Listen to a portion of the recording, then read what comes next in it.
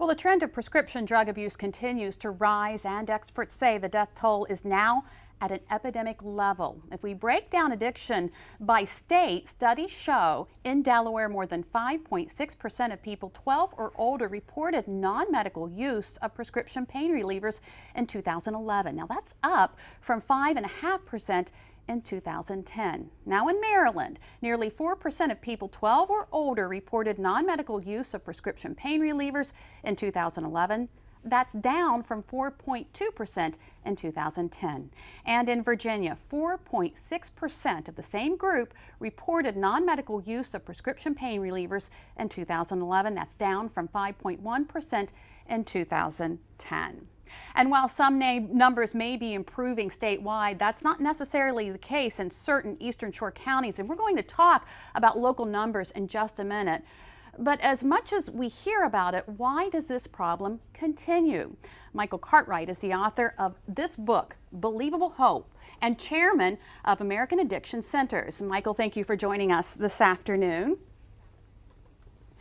Thank you, Lisa. I appreciate you having me on. First of all, Michael, you had your own struggles with addiction, and that's what inspired you to help others. Tell us your story. Yeah, absolutely. 21 years ago, I got into treatment and sought help for my problems. And I was really destitute and down. I was homeless at the time and really didn't know where to reach out for help. And luckily, I had a grandmother in my life that I reached out and asked for help.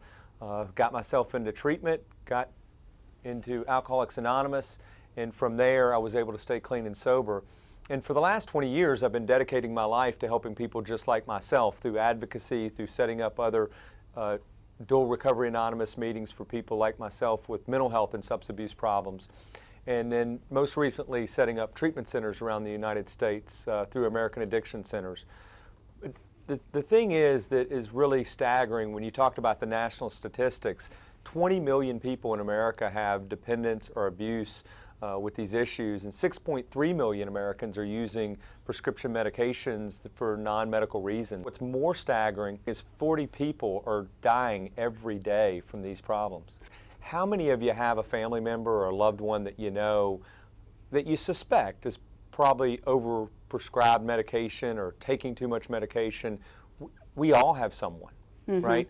And the question is, what do you do about it, right? What do you do when you suspect that problem? Or if you're the one that's struggling and you just don't know if you have a problem, the number one thing to do is ask for help, talk about it, be honest and open about what's going on. You talk about 5 essential elements to beat any addiction. Tell us more about that.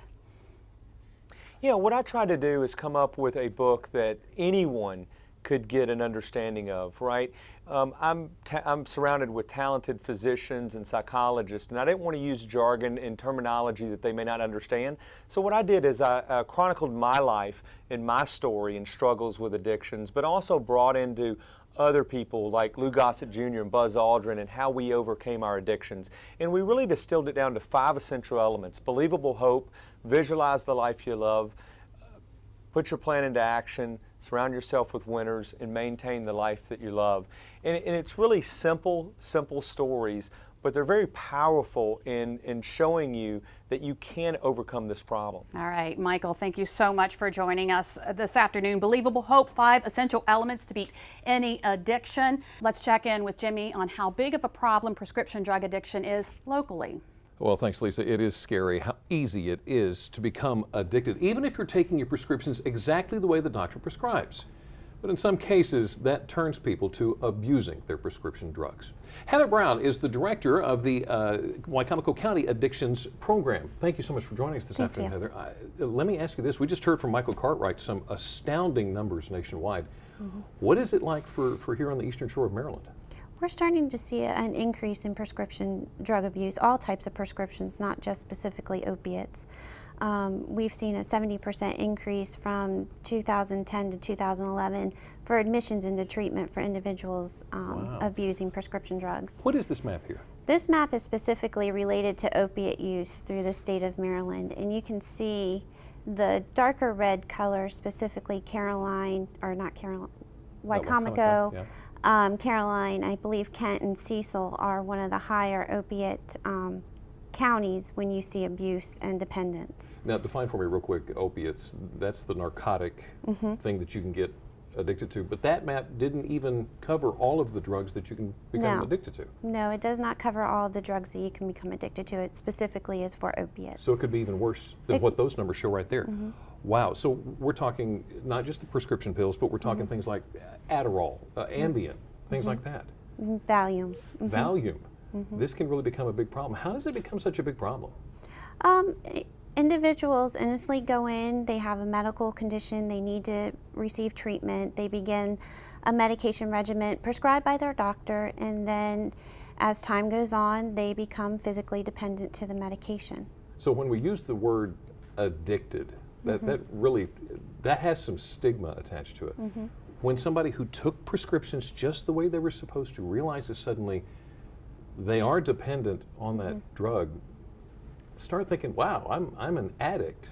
That's kind of a tough thing to fight, isn't it? It's very scary because when a lot of people tend to think of an addict as an individual living on the street, using needles or snorting the substances, and they don't relate to that particular person. So they shouldn't put themselves in that box. It's just something they've become dependent on.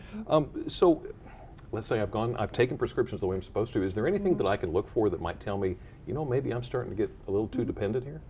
If you notice that you're taking more of the medication than prescribed, you know, you're not getting the same effects, you have mood changes, extreme changes, or you don't hang out with the same individuals. You look for the individuals that maybe are using the same substances you are or experiencing the same substances. Lying to individuals, you know, taking somebody else's prescription and not telling them about it, or even just a few of their pills.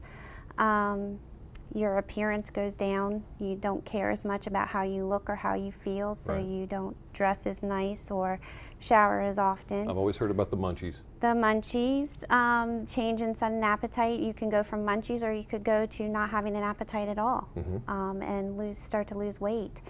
And then, of course, you're not able to function appropriately at work or in school.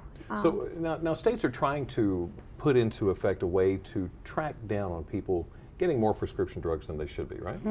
What's going on in Maryland? Maryland is working towards a way to be able to track narcotics prescriptions. So if you were to go to a pharmacy, that pharmacist would be able to tell if you received another narcotic prescription from another doctor or filled that prescription at another pharmacy. So that way they can keep better track of who's going where and being prescribed what. Instead of just having their own records, they'll share them with everybody. Okay, so let's say that I want to get rid of some of what I have.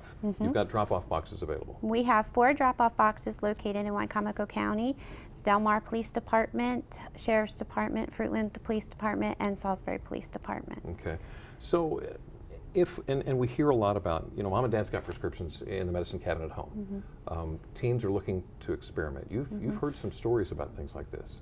It's pretty scary. I mean, there's very different ways to obtain the medications.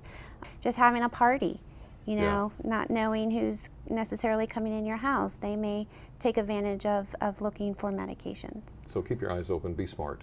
Don't get too relaxed. Heather Brown, thank you so much for the Thank you. information this afternoon.